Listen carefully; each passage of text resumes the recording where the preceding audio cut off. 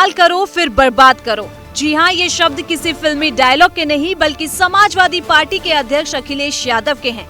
उपराष्ट्रपति चुनाव से ठीक पहले अखिलेश यादव ने बीजेपी और एनडीए पर बड़ा हमला बोला है। अखिलेश का ये बयान न सिर्फ राजनीति में हलचल मचा रहा है बल्कि आने वाले समीकरणों की भी ओर इशारा कर रहा है। दरअसल उपराष्ट्रपति चुनाव में विपक्ष और सत्ताधारी गठबंधन आमने सामने है।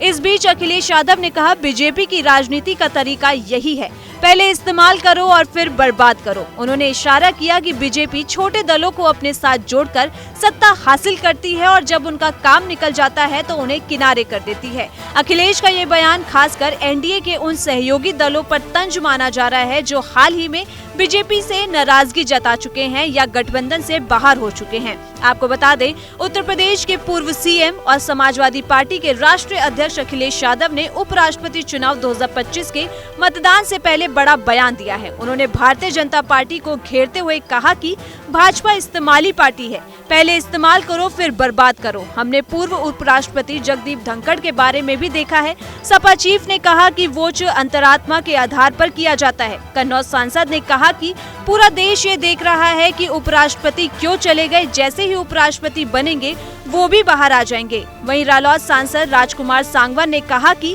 आज बड़ी जीत होगी। विपक्ष की अंतरात्मा की आवाज पर कहा, उनको सब पता लग जाएगा। वहीं जगदीप धनखड़ को लेकर सांगवान ने कहा कि विपक्ष ऐसी ही बातें करता है, उनकी तबीयत खराब है, वो जब ठीक हो जाएंगे सामने आ जाएंगे। वहीं सहारनपुर लोकसभा सीट से सांसद इमरान मसूद ने उपराष्ट्रपति चुनाव पर कहा कि देश की आत्मा को बचाने का चुनाव है और आत्मा को बचाने के लिए किसकी अंतरात्मा जागती है ये उस पर ही निर्भर करता है। उन्होंने कहा कि बहुत सारे लोगों की अंतरात्मा जागेगी और नतीजे जो है वो पलट जाएंगे। उधर सपा सांसद राजीव राय ने कहा, मैं एनडीए के अपने सहयोगियों से अपील करता हूं कि ये उनका आखिरी मौका है, चाहे वे किसी ऐसे व्यक्ति का समर्थन करे जो संविधान में विश्वास रखता है और उसकी रक्षा करता है, या किसी ऐसे व्यक्ति का समर्थन करे जो विशेष विचारधारा का समर्थन करता है और नफरत फैलाता है। उन्हें किसी ऐसे व्यक्ति को वोट देना चाहिए जो संविधान की रक्षा करता है और भारत गठबंधन के उम्मीदवार को जिताए। अब सवाल ये उठ रहा है कि अखिलेश यादव के इस बयान के पीछे असल रणनीति क्या है। दरअसल उपराष्ट्रपति चुनाव को लेकर विपक्ष ने एकजुटता दिखाने की कोशिश की है।